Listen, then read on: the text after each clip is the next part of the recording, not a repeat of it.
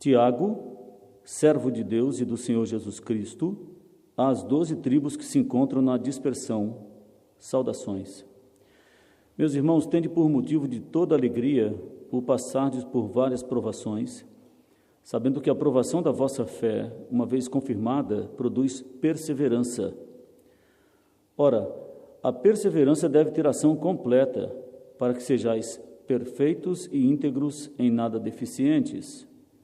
Se, porém, algum de vós necessita de sabedoria, peça a Deus, que a todos dá liberalmente e nada lhes impropera, e ser-lhe-á concedida. Peça-a, porém, com fé, em nada duvidando, pois o que duvida é semelhante à onda do mar, impelida e agitada pelo vento. Não suponha esse homem que alcançará do Senhor alguma coisa. Homem de ânimo dobre, inconstante em todos os seus caminhos. Vamos orar ao nosso Senhor e vamos clamar a Ele que Ele de fato seja a nossa habitação. À medida que vivemos neste mundo, carecemos da sua orientação e da sua sabedoria, que é o assunto que nós vamos tratar hoje nessa manhã. Vamos buscar o Senhor em oração. Senhor nosso, nós agradecemos a Ti pela Tua igreja reunida, não só aqui, nesta localidade, mas em tantas outras onde o Teu nome está sendo proclamado exatamente nesse instante. Agradecemos ao Senhor pela vida de cada um dos irmãos presentes aqui, por aqueles que nos acompanham também pela internet, que o Senhor abençoe a cada um, que o Senhor dê a cada um de nós a graça de podermos viver neste mundo apontando sempre para o Senhor e a Tua glória. Que a nossa vida seja um campo onde a Tua sabedoria possa atuar e que o mundo veja que o Senhor, que é a fonte de toda bênção, de toda sabedoria, pode dar sabedoria aos Teus filhos. Senhor, ajuda a Tua igreja a caminhar nesse mundo com a sabedoria que vem do alto. Livra, Senhor, a Tua igreja das armadilhas e cuida de nós. Eu clamo ao Senhor por mim, pecador, e por cada um dos meus irmãos, que o Senhor nos alcance com a Sua graça, misericórdia, favor, que essa manhã a Tua palavra possa ser proclamada e possa ser útil aos nossos corações e às nossas almas. Eu peço e clamo ao Senhor em nome de Jesus. Amém.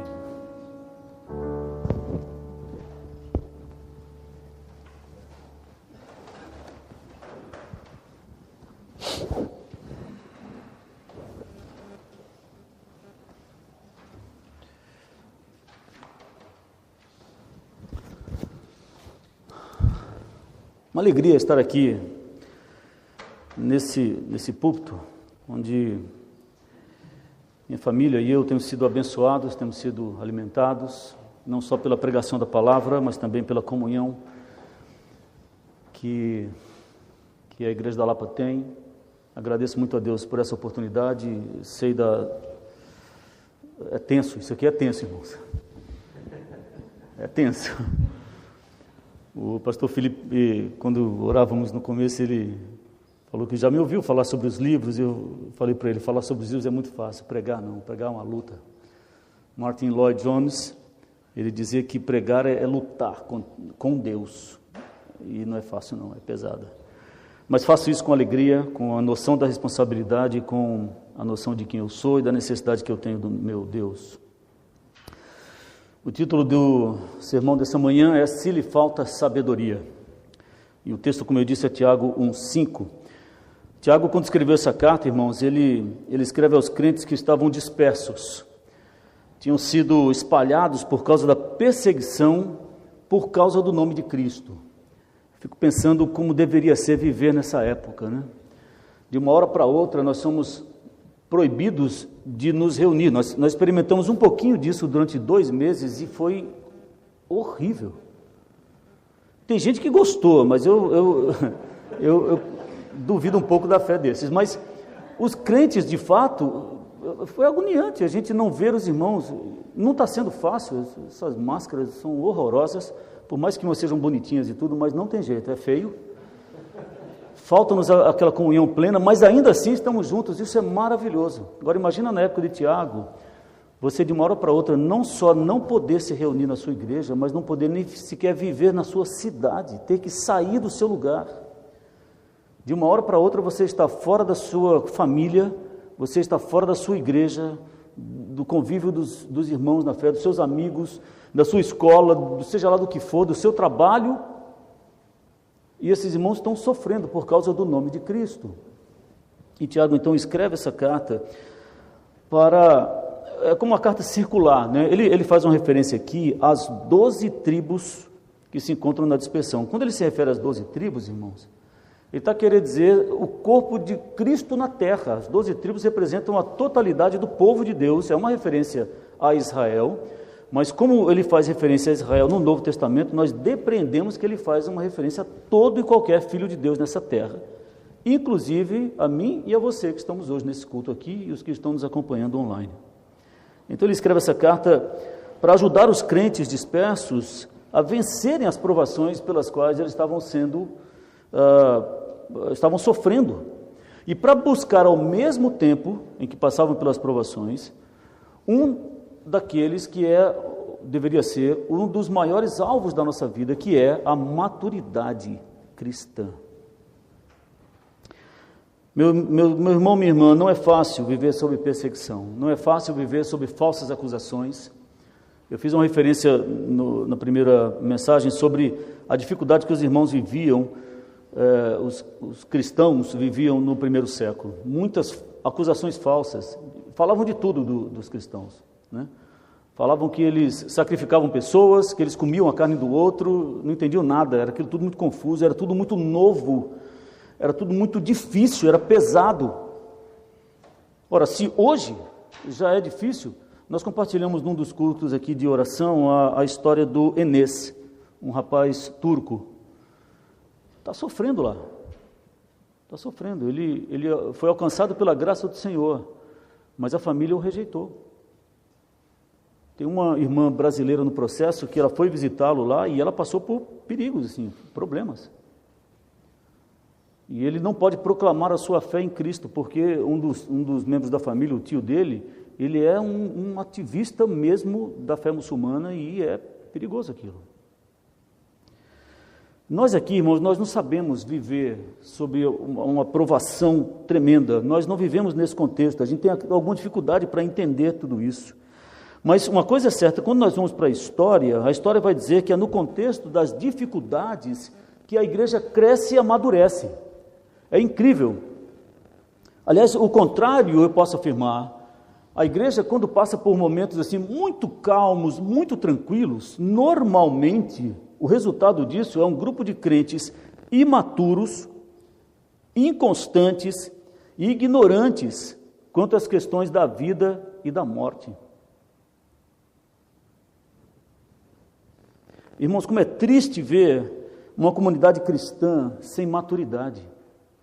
É triste. Acontece de tudo ali dentro. Só não acontece a glória de Deus.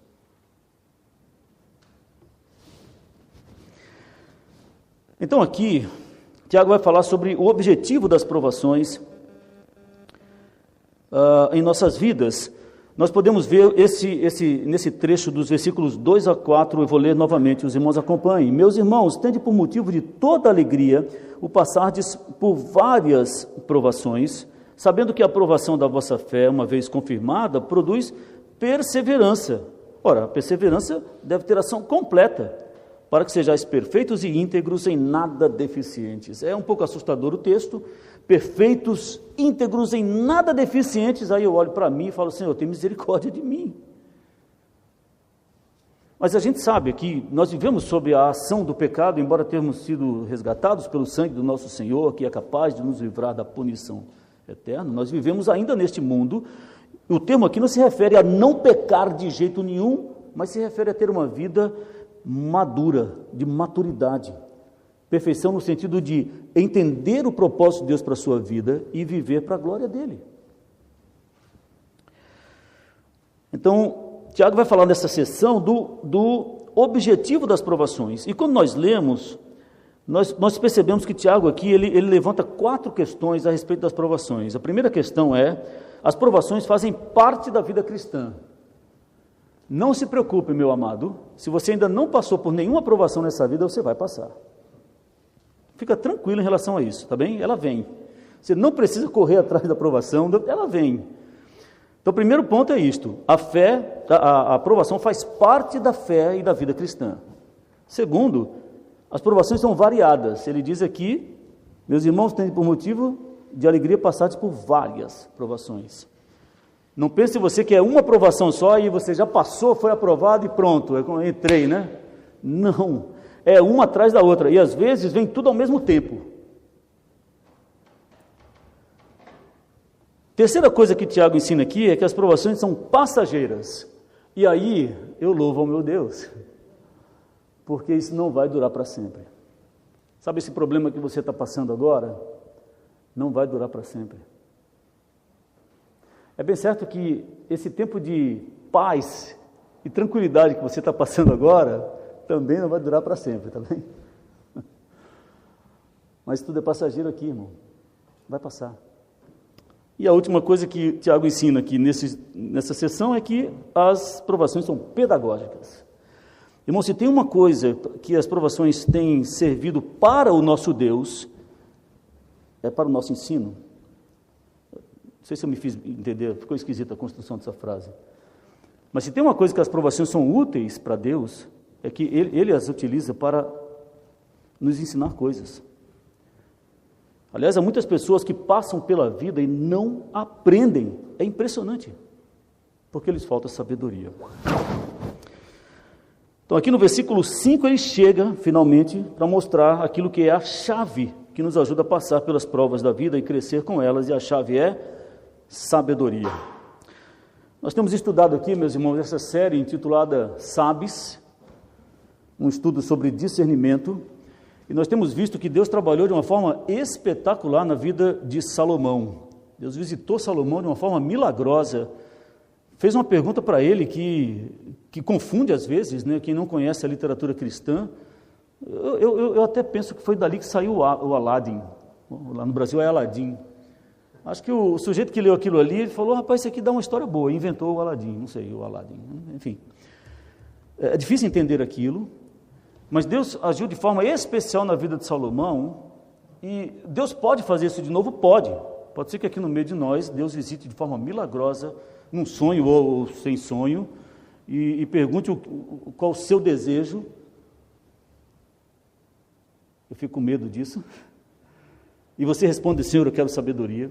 Mas, irmãos, apesar de Deus poder fazer isso, nós temos percebido ao longo dos anos que o Senhor ele tem um certo padrão ao trabalhar com os seus filhos quando o assunto é sabedoria. E o padrão é isso que nós lemos Tiago a exortar os irmãos na fé. É pela prova, é pela luta, muitas vezes é pela dor. Bom, vamos definir primeiro o que significa a palavra sabedoria nesse contexto aqui, né, como ela é usada nesse texto.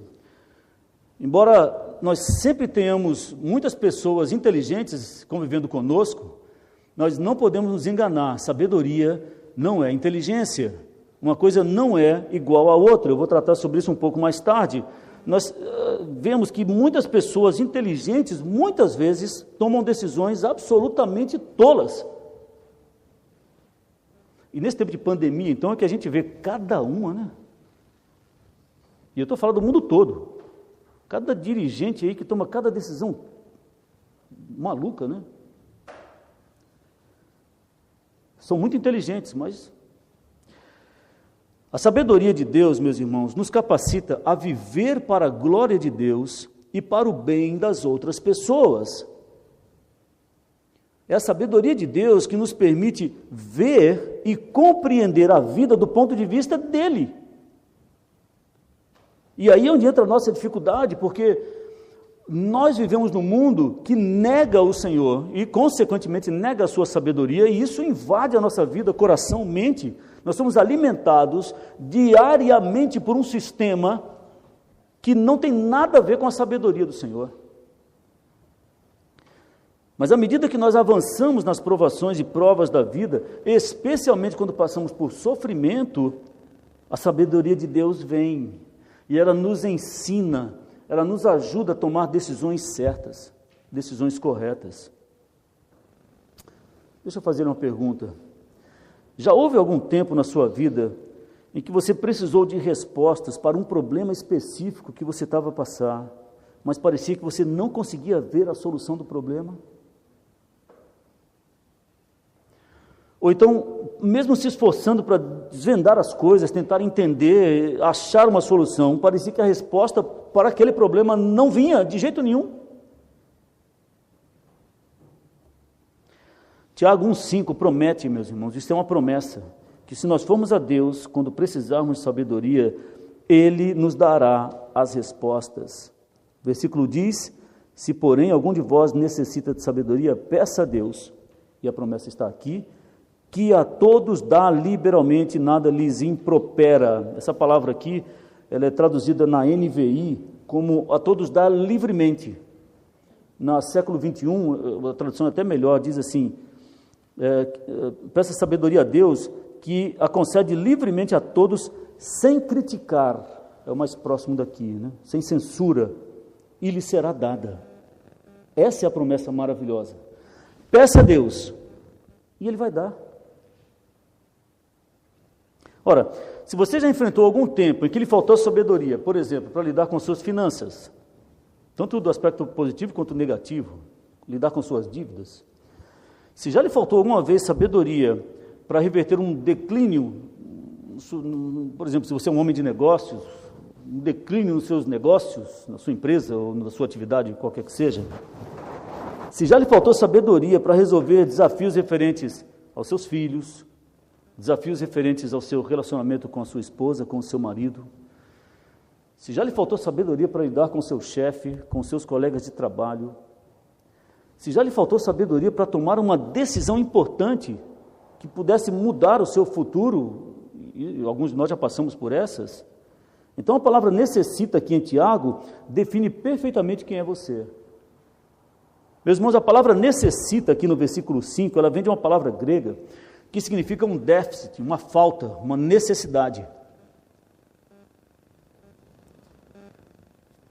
Eu brinquei no primeiro serviço, né? Déficit é falta mesmo, não tem. Alguns vão usar, essa palavra ficou chique, né? Ficou bonita, ela faz parte mais do colorário empresarial. Né? Quando a empresa não tem dinheiro, por exemplo, ela fala, nós estamos a passar por um déficit financeiro. Tem pessoas que dizem assim também, né? Olha, eu estou a passar por um déficit financeiro, ou seja, a pessoa está quebrada, ela está endividada, mas quando fala, eu estou sem dinheiro, ela diz, eu estou a passar por um déficit. É bonito falar assim, né? Mas a deficiência é a mesma. Então, insuficiência, falta, escassez, deficiência, né? Por exemplo, quando eu fiz também esse exercício aqui, eu me referi a Guiné-Bissau, eu estive em Guiné-Bissau já muitas vezes, irmãos, sei lá, umas 6, 8 vezes. Nós, durante alguns anos, investimos em Guiné, na igreja guineense, com a Conferência da Fiel. Temos tentado manter uma livrariazinha lá, através de uma atividade missionária. Então, os livros têm chegado a Guiné-Bissau, é um país que nós amamos. E toda vez que a gente vai em Guiné, a gente vê, por exemplo, um déficit que atinge muito a população, é o déficit do fornecimento de energia elétrica. Isso atrapalha o desenvolvimento de um país, de uma comunidade, de uma cidade que seja. E no caso de Guiné, é o país todo. Ou seja, qualquer déficit em nossa vida, em qualquer área, é um problema. Eu li um exemplo, eu vou compartilhar novamente aqui, um exemplo de um irmão chamado Rick Renner. Ele conta quando a família dele se mudou para a União Soviética em 1986. A família dele mudou no fim do período da perestroika. Perestroika é uma palavra russa que quer dizer reconstrução. Ela fazia parte de um conjunto de políticas adotadas por Mikhail Gorbachev. Alguém aqui já ouviu esse nome? Falar nesse nome é conhecido, né? Eu não sei porque a história de Mikhail Gorbachev me atraiu tanto, que eu coloquei o nome da minha primeira filha com o nome da esposa dele, a Raíssa. Ele era foi um homem importante, eu gosto demais de acompanhar, ter acompanhado, na época eu tinha 18 anos de idade, então estava conhecendo o mundo. e eu estudei bem aquela época lá. Era o fim da União das Repúblicas Socialistas Soviéticas e a entrada assim num modelo econômico diferente. Mas o Rick Renner mudou para lá no fim desse período, e ele vai dizer, eu vou ler um trecho do testemunho dele, ele diz assim: havia escassez ou déficit de quase todos os tipos de produtos, mas era bem problemático encontrar, especialmente açúcar, farinha, ovos, leite, manteiga, carne e gasolina.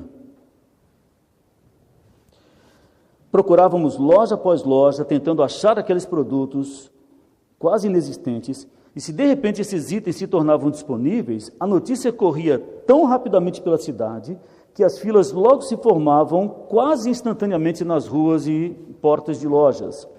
Os cidadãos ficavam naquelas filas durante horas, agarrando-se à esperança de que haveria produto suficiente quando chegasse a sua vez. Entretanto, os que estavam no fim das filas, normalmente, costumavam voltar para casa desapontados, porque não havia produto suficiente. Aliás, se uma pessoa não tivesse os tais cupons de racionamento emitidos pelo governo, que eram necessários para comprar os tais produtos, não adiantava nem ir para a fila, mesmo que tivesse dinheiro no bolso. Se acabasse os cupons de racionamento, acabou o suprimento, só no mês seguinte. Assim, isso significava que as pessoas tinham muito cuidado ao usar açúcar, farinha, ovos, leite, manteiga, carne e gasolina. Era tudo bem racionado.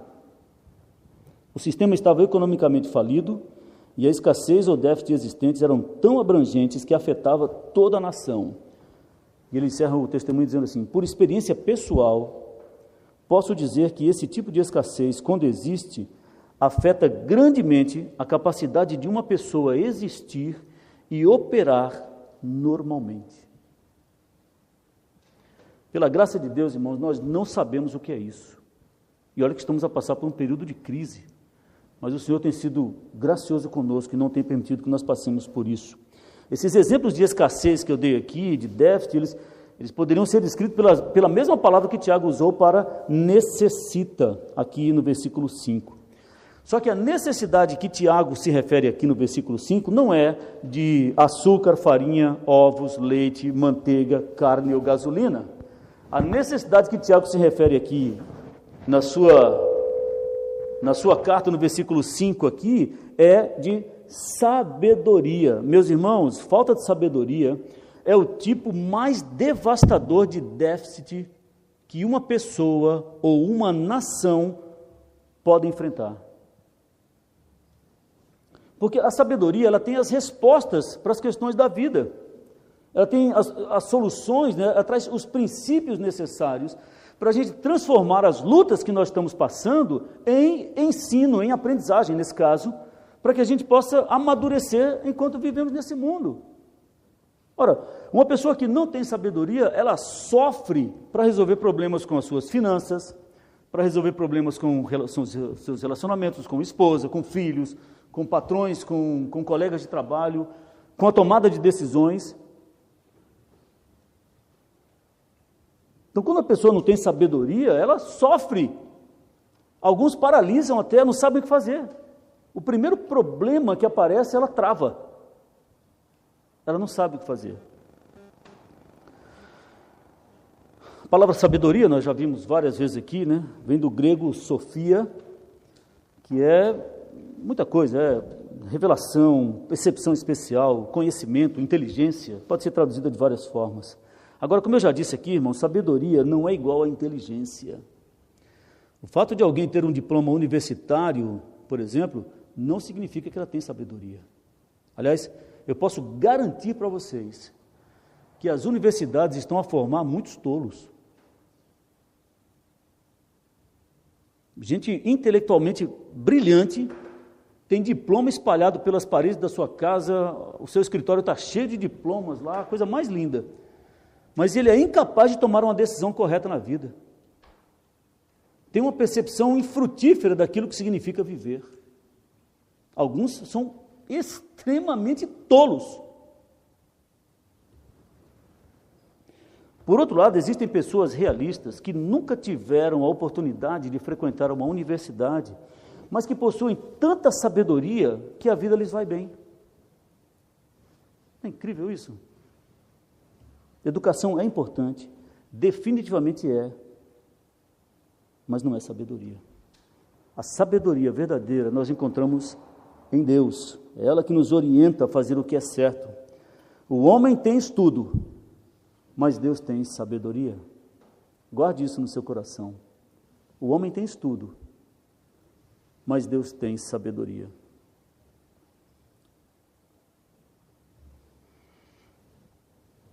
Deixa eu fazer uma pergunta para você. Será que você está passando exatamente agora por algum problema que você precisa de sabedoria para resolver?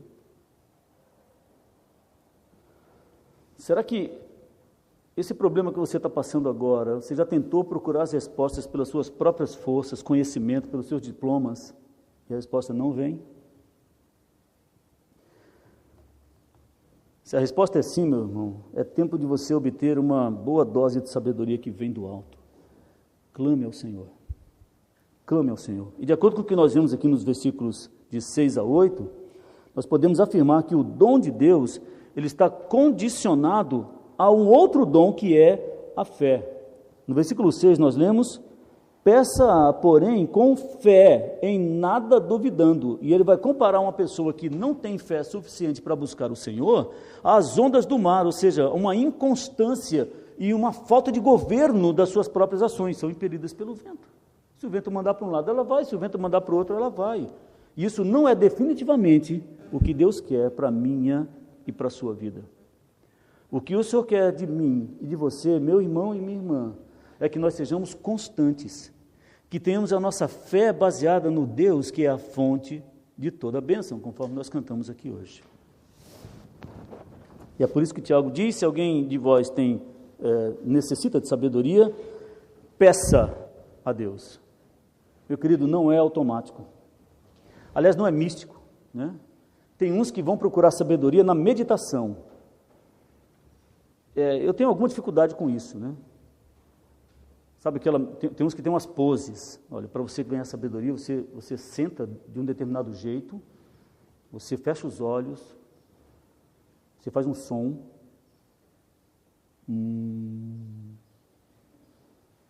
E aí a sua mente vai se invadir de paz e de calma. Se eu fizer isso, eu enlouqueço.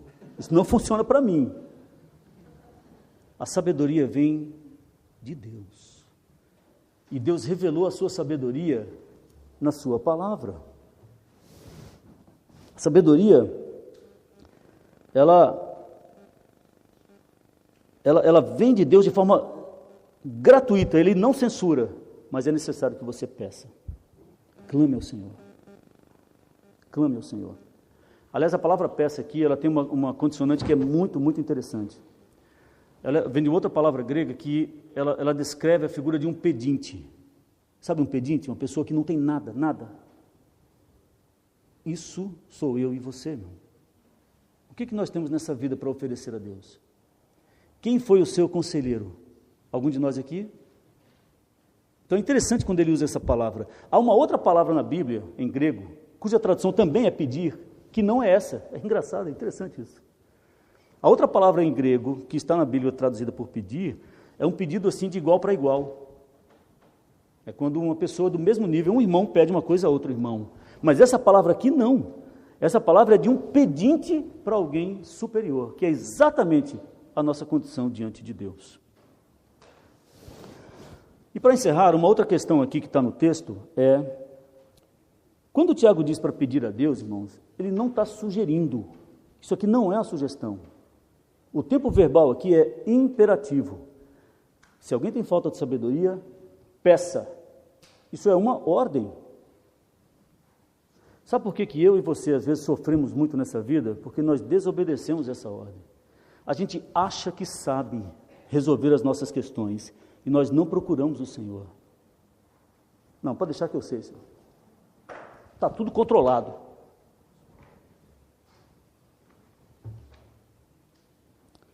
Então, meu irmão, minha irmã, pare de desobedecer ao Senhor. Obedeça esse mandamento hoje mesmo. Busca o Senhor. Peça perdão se for o caso. Senhor, eu tenho tentado resolver os problemas à minha maneira. Mas eu preciso do Senhor. Eu preciso do Senhor. E Ele dá. Isso é maravilhoso. É da natureza de Deus dar. Um dos seus atributos é exatamente esse. Ele é doador. Ora, Ele ama tanto que Ele deu o seu próprio Filho. Será que Ele não nos daria sabedoria, sendo que Ele prometeu que dá? Por que nós sofremos tanto? Então, em vez de continuar a lutar com a sua própria força, por que você não busca a Deus e pede a Ele que lhe dê sabedoria? E Ele vai lhe ajudar a sair dessa situação. Ele vai lhe ajudar. 3 perguntas para finalizar. Quando foi a última vez que você se aproximou do Senhor e pediu que Ele lhe desse a sabedoria que você necessitava para as situações que você está vivendo nesse instante da vida? Ou em algum outro instante da vida? Lembra quando foi a última vez? Ou então, será que você se tornou tão ocupado que frequentemente você se esquece de buscar a Deus em seus assuntos? Uma terceira pergunta, mais uma consideração, talvez a gente possa trabalhar isso depois. Imagina se de repente você recebesse as respostas de Deus, da mesma forma como Ele fez para Salomão, e Deus lhe desse a sabedoria, e você passasse a ver a solução dos seus problemas. Qual seria o impacto disso na sua vida? Pense nisso. Meus irmãos, Deus é a fonte da verdadeira sabedoria. Daniel afirmou isso no texto que está em Daniel 2. Diz assim: Daniel louvou a Deus dos céus e disse: louvado seja o nome de Deus para todo sempre. A sabedoria e o poder a Ele pertencem. E nós sabemos que se nós procurarmos no lugar certo, Ele nos dará. E sabe onde é o lugar certo da sabedoria de Deus? É no nosso Senhor Jesus Cristo. Paulo afirmou isso quando ele escreveu aos Coríntios. Paulo diz: mas para os que foram chamados, tanto judeus como gregos, nós pregamos a Cristo, poder de Deus e sabedoria de Deus. Que o Senhor nos ajude, irmãos, a procurar o nosso Deus, que Ele nos dê sabedoria para viver nesse mundo. Vamos orar? Senhor Deus, nós somos gratos ao Senhor pela Tua palavra e pela instrução que recebemos dela. Ó Deus, ajuda-nos a colocar essas coisas em nossos corações e mentes, e que a nossa alma possa buscar o Senhor, especialmente quando tivermos a passar por dificuldades e lutas em nossas vidas. Senhor, dá-nos a Tua sabedoria, para que saibamos viver nesse mundo, para que tenhamos as respostas aos problemas que nós enfrentamos. Nós precisamos do Senhor. Nós somos pedintes, nós somos pobres, cegos e nus, diante da formosura, da majestade, do poder que o Senhor tem. Por isso, Senhor, auxilia-nos, ajuda-nos. E nós fazemos isso com alegria no coração, porque nós temos a certeza da promessa de que o Senhor nos atende. Ó Deus, abençoa o Teu povo nessa terra e cuida de nós. Nós oramos em nome de Jesus.